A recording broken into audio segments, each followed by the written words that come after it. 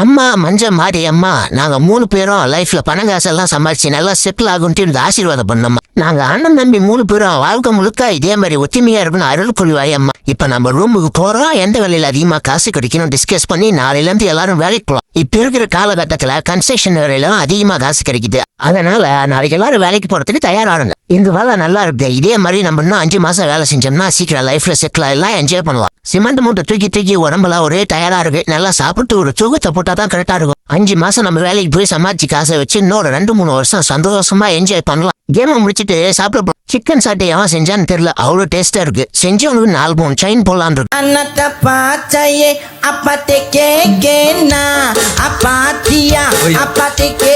அண்ணா எங்கண்ணா இருக்க? எனக்கு உடம்பு சரியில்லைண்ணா. நீ போன் பண்ணி 5 வருஷம் ஆகுது. என்னன்னா போன் கூட பண்ண மாட்டேன்ற. தம்பி அண்ணன் ரொம்ப பிஸியா இருக்கேன், உன் அண்ணியோட வெளியே வந்திருக்கேன், சும்மா போன் பண்ணி டிஸ்டர்ப் பண்ணாத.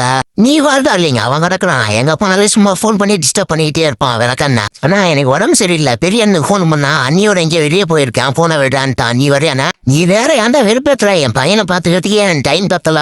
வைர போனா சும்மா டிஸ்டர்ப் பண்ணாத. இது என்னடா எனக்கு வந்த சுவாதன காலம், எல்லாம் பணம் காசு வந்தோடனே மாறிடுறானுங்க. அண்ணன் என்னடா தம்பி